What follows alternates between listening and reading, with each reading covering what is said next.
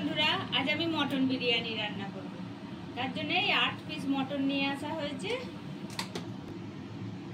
এটা আমি আদা লঙ্কা বাটা দিয়ে নিলাম, রসুনটাও কুড়ে নিয়েছি, দিয়ে নিলাম। এতে হাফ চামচ হলুদ দিলাম। আগে থাকতে ভেজে রাখা বিরিয়ানি মশলাটা আমি দিয়ে নিলাম। একটু লাল লঙ্কার গুঁড়ো দিয়ে নিলাম কালারের জন্য। এই দেখুন, একটু ফেটানো টক দই দিয়ে নিলাম। পরিমাণ মতো এতে নুনও দিয়ে নিলাম। আর এই দেখুন, পেঁয়াজ বেরেস্তা ভেজে নিয়েছি, ওইটা এর সঙ্গে আমি এতে পাইল করে দিচ্ছি। একটু হাতে করে গুঁড়িয়ে গুঁড়িয়ে দিচ্ছি।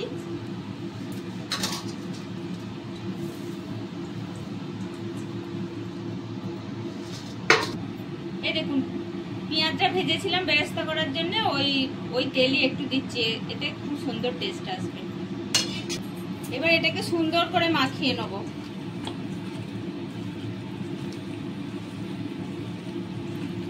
মাখিয়ে নিয়ে 1 ঘন্টা রেখে দেবো।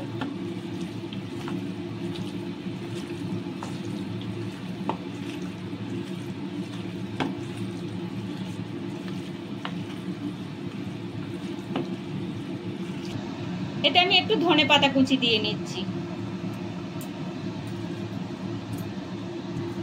এবার এটাকে সুন্দর করে মাখিয়ে 1 ঘন্টা রেখে দেবো। ততক্ষণ আমি ভাতটা রেডি করে নেব।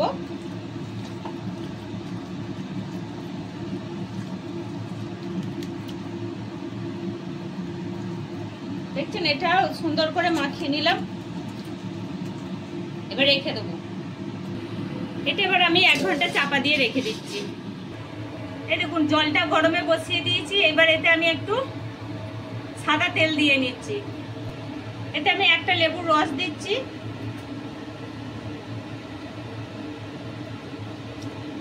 আর এতে একটু নুনের ভাবটা বেশি দিচ্ছি, কারণ ভাতটা নোনতা নোনতা হবে একটু। এই দেখুন, একটা সামরিচ, একটা স্টারনিস, 4টে এলাচ, দালচিনি, জয়িত্রী, একটা গোটা বড় এলাচ, গোলমরিচ আর একটু জিরে দিয়ে নিচ্ছি। এই দেখুন, আমি এটাকে একটা ন্যাকড়ায় বেঁধে দিচ্ছি, কারণ সবাই মুখে পড়লে কেউ খেতে চায় না। এই দেখুন, এটা আমি এবার এতে দিয়ে দিলাম। এর জলটা ফুটুক, তারপর চালটা ভেজানো আছে দিয়ে দেবো। এই দেখুন, দুধটা আমি গুলে নিয়েছি। এবার এতে একটু কেশর দেবো। এই দেখুন, একটু কেশর এতে দিয়ে নিলাম গরম দুধে।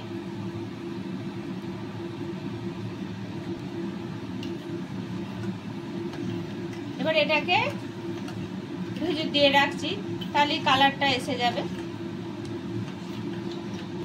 এই দুধেই 1 ছিপি গোলাপ জল দিয়ে আর হাফ ছিপি মতো কেওড়া জল দিয়ে নিলাম, কারণ খুব বেশি গন্ধ এটা খেতে পারে না। এটা আবার আমি মিশিয়ে সাইডে রেখে দিচ্ছি। জলটা ফুটে গেছে, এবার আমি চালটা দিয়ে নিচ্ছি। চালটা আমি 70 কি 80% করব, তারপর নামিয়ে নেব। এবার ভাতটা রেডি হোক, তারপর আমি মাংস কষা দেখাবো। ভাতটা আমার হয়ে গেছে, এবার আমি নামিয়ে নিচ্ছি। ভাতটা আমি নামিয়ে রেখেছি, আমি মাংসটা রেডি করে নিই। একটা কুকার বসিয়ে দিয়েছি, এতে মাংসটা আমি দিয়ে নিচ্ছি।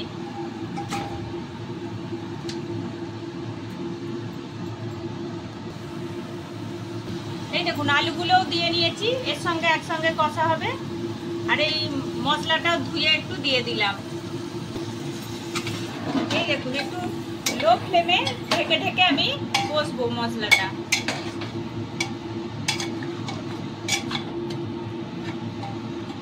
দেখুন, এবার আমি সুন্দর করে নেড়ে নেড়ে একটু মাংসটা কষে নিচ্ছি। খুব বেশি কষবো না, খুব অল্পই কষবো। এরকম ঢাকা দিয়ে দিয়ে আমি কষবো। এই দেখুন, ঢাকাটা খুলে এই দেখুন কিরকম তেল ছাড়তে, দেখছেন। 8 মিনিট 5 কষবো, তারপর আমি এটাকে 2-3টে স্টিম দিয়ে নেবো।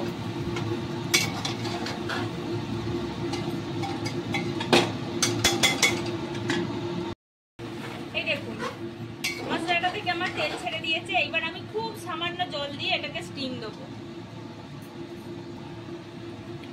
খুব সামান্য জল দেবো।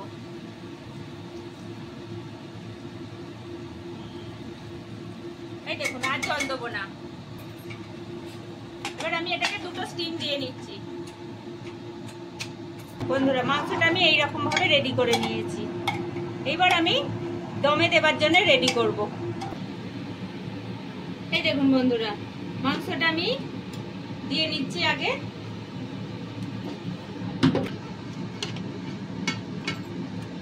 এই দেখুন মাংসটা আমি নিচে দিয়ে নিচ্ছি।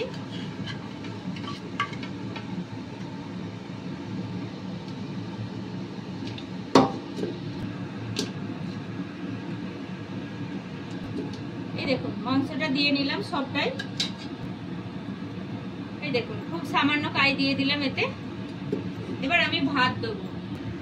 আলুটাও দিয়ে নিলাম এর সঙ্গে। খুব গরম।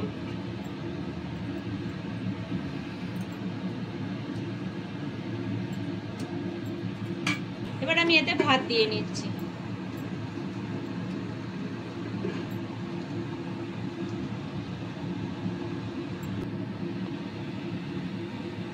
এই দেখুন ভাতটা আমি সবটা এতে দিয়ে নিচ্ছি। তারপর আমি সব একটা একটা করে মশলা দেবো। এই দেখুন পেঁয়াজ বেরেস্তাটা দিয়ে নিচ্ছি একটু উপর থেকে।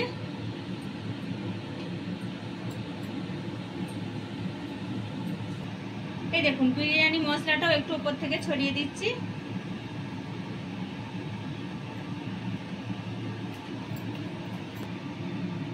উপর থেকে আমি একটু ঘি ছড়িয়ে দিচ্ছি।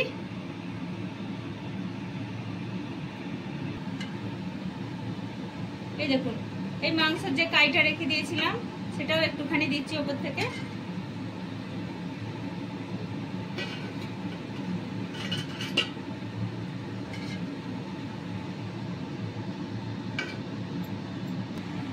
এই দেখুন কেশর কেওড়া জল গোলাপ জল দেয়া দুধটা এবার এতে দিয়ে দিচ্ছি। আর উপর থেকে আমি ধনে পাতা ছড়িয়ে দিচ্ছি।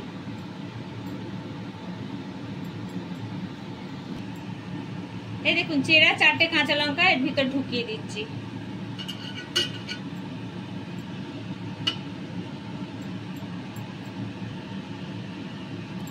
আর এই দেখুন আটাটা রোল করে আমি ঢাকাতে লাগিয়ে নিয়েছি। এবার আমি এই ঢাকাটা এতে বসিয়ে দিচ্ছি যাতে না কোনো হাওয়া পাস করে। একটা চাটু খুব গরম করে রেখেছি। এবার গ্যাসটাকে লো ফ্লেমে করে দিয়েছি। দিয়ে এবার এটাকে আমি বসিয়ে দিচ্ছি। সরাসরি হিটটা লাগবে না। এটা আধ ঘন্টার জন্য দমে বসিয়ে দিলাম।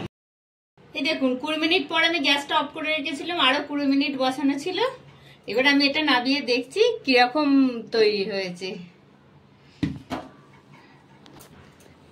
এই দেখুন বন্ধুরা এটাকে আমি একটু দেখে নিচ্ছি কিরকম হয়েছে। এই দেখছেন পুরো ঝরঝরে ভাত হয়েছে। এবার আমি মাংসটা তুলে দেখছি। এই দেখুন তুলে রাখছি, কি সুন্দর গন্ধ বেরোচ্ছে।